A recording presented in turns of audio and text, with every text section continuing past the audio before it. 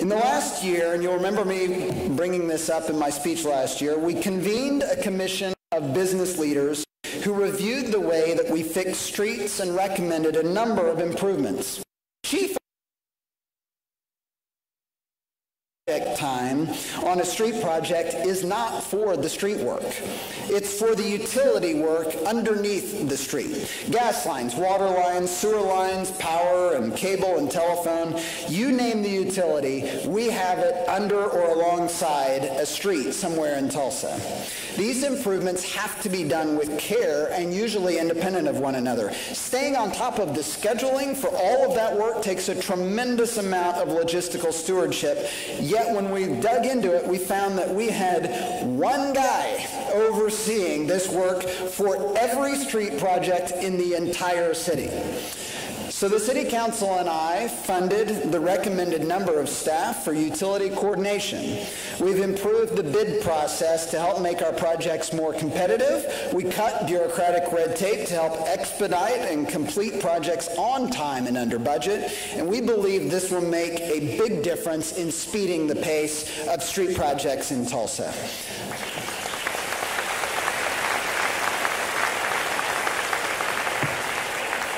And I'm glad you're applauding because I just said all of that to butter you up before I asked for more money. In 2019, the City Council and I will present to voters a renewal of the Improve Our Tulsa program. This is not a program for dreamers and visionaries. This is the city's basic infrastructure program. The vast majority of it will be for street work. While the city's made great progress on catching up with a decades-in-the-making street maintenance backlog, the reality is that our streets are still a long way from being something that we can be proud of. We cannot let up on that pace of work, but we also just spent a summer with our firefighters working out of trucks with no air conditioning. We came dangerously close in the last year to not having any operating ladder trucks in the Tulsa Fire Department. Our Tulsa police officers are driving cars that are so run down they can't be fixed fast enough. Our salt spreader trucks for winter storms are on life support. And I haven't even mentioned the park buildings with leaky roofs or the other rundown city facilities around the city. So the renewal of Improve Our Tulsa will not be about building new shiny things. It will be about fixing streets, taking better care of our physical facilities, and making sure that our first responders have operable vehicles so that they can protect the citizens of Tulsa. Our second big initiative in 2019 relates to education. We will continue to stand with our teachers in seeking better pay, and I will continue to advocate for local funding options that allow communities across Oklahoma to help. My hope is that our new state leaders prioritize the improvement of education in Oklahoma. In Tulsa, we stand at the ready, eager to work with them in that cause. But I also recognize we need to be working on the things that we can control locally. So in 2019, I will convene local education leaders, area elected officials, and our fellow citizens for community dialogue exploring all local options for enhancing educational opportunity for Tulsans, regardless of the part of town they live in or the school they attend. From this dialogue, we will develop a plan that allows Tulsans to quit sitting as hostages to fortune, hoping the state will act in our best interests. We must find a way to put ourselves in a position to act and to establish the best educational system that we can from pre-K through higher ed.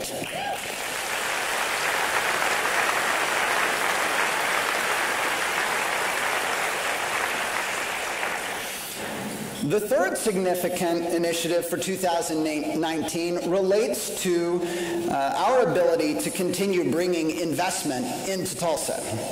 For years, Tulsa's had a bad reputation for red tape and a glacial pace in processing development permits. This isn't the fault of the people who work in our development services department.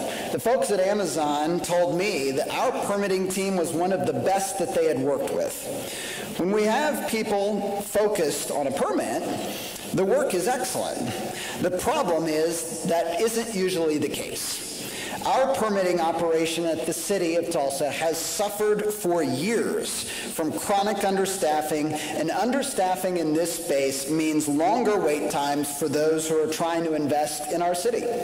When my team began to work on this problem, we found that the average wait time for a permit application to be reviewed just for the first time was 25 working days. That's 5 weeks.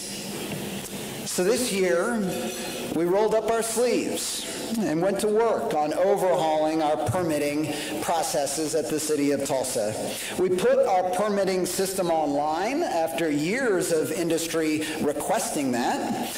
We made the dramatic step of merging the city's long-term planning function into INCOG, streamlining operations and providing a one-stop shop for planning and zoning. We established an independent development services department tasked with moving us from a laggard to a leader amongst our competitor cities when it comes to permitting projects. And through a lot of hard work and analysis of best practices around the country, we have developed a plan that will hire the correct number of plan reviewers. That will be a staffing increase amongst plan reviewers of 83%.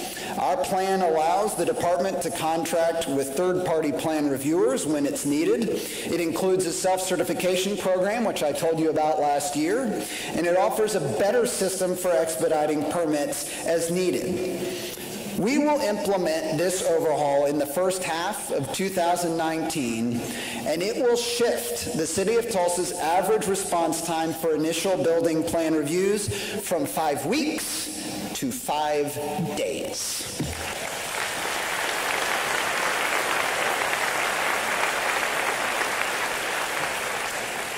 So in closing, I hope you share my enthusiasm and excitement for the trajectory that Tulsa's on right now. But as we conclude yet another divisive election cycle, I also want to ask you to consider the broad coalition of Tulsans who are making all of this stuff happen. Are those people just Republicans? Are they just Democrats? Of course not. They are our neighbors. They are our friends. They are our family. They're our fellow Tulsans.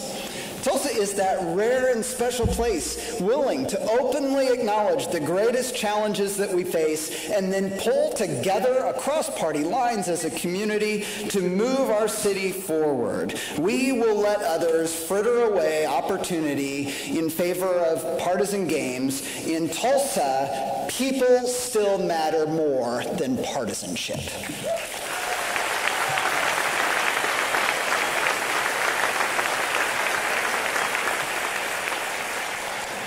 So if you can't tell, I love being mayor of this city.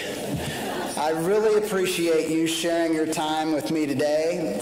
I appreciate all the people in this room who are making Tulsa the best city that it can be. Let's keep working together, keep blazing trails, keep advancing this community on behalf of the people that we love. Thank you very much.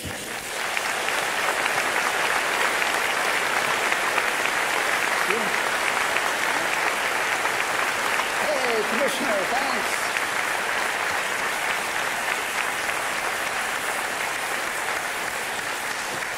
Thank you, Mayor Commissioner Bynum. Keith, thank you for the standing O. I appreciate it. It's that city-county collaboration right there.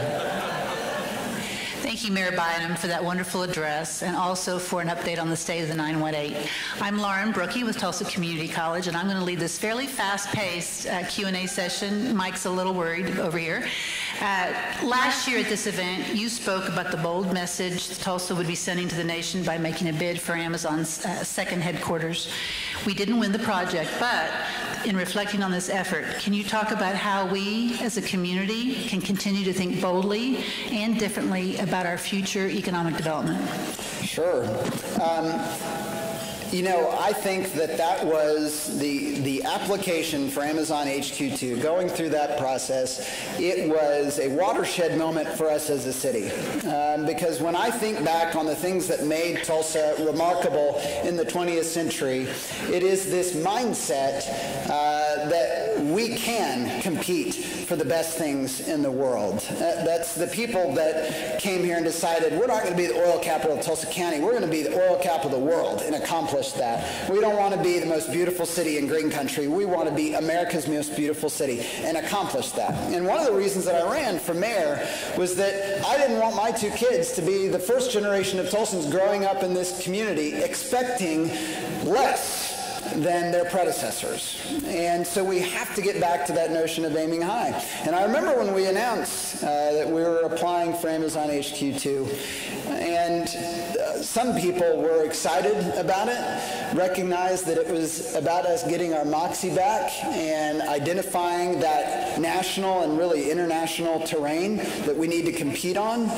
That's what that process took us through. It allowed us as a city to shift from this self-defeating trap that we had been in for a couple of decades now of fretting over who's going to get the Bass Pro Shop or the outlet mall, and instead talk about how we can work as a region to compete with cities all around the world for one of the most innovative companies in history.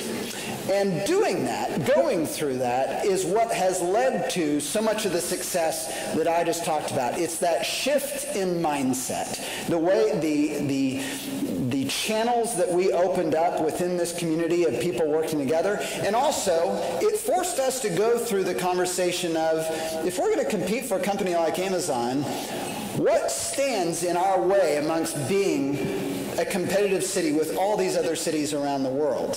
What are the greatest challenges that we face? Not what tax incentive for retail development do we need to give somebody, but what stands between us and being today and being the best city that we're capable of being. And that's what leads to making us a safer city, making us a place that's a place of opportunity for all Tulsans, making this a place where the people in this room are defining the built environment for future generations of Tulsans. And all of that comes from the shift in mindset that comes from going through a process like that. And so we are great beneficiaries of having gone through that. I thank Amazon for putting that out there.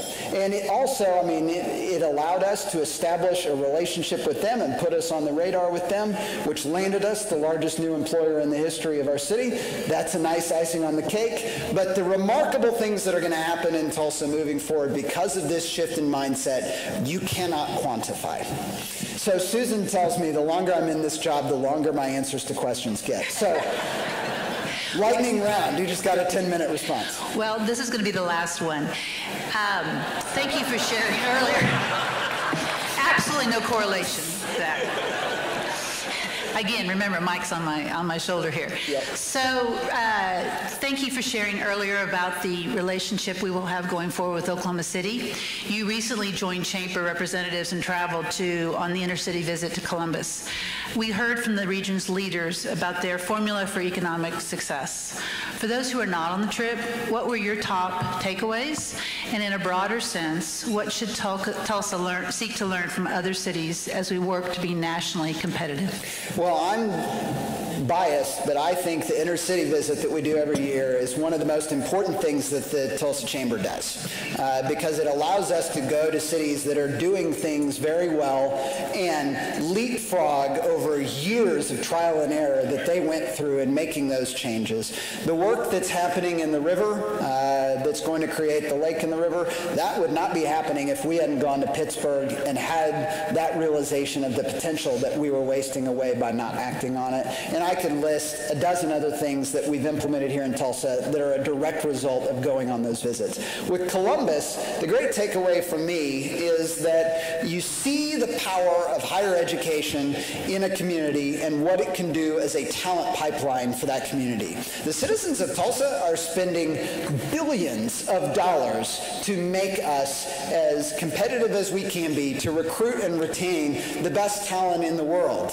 But think about the talent pipeline that we get and could get from higher education by bringing those people here to Tulsa. One of my favorite statistics, and I don't want to get out of here without sharing this.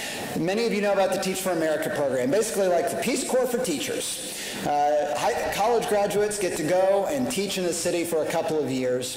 And Tulsa is one of the smallest cities in the United States to participate in the Teach for America program. We are also, and this is not a point of pride, we are dead last amongst their choices for where they want to go. So the people who end up coming to Tulsa, by and large, got the bad lottery number and are coming here because they're forced to come here. Tulsa is also #1 for retention of Teach for America participants in the entire country.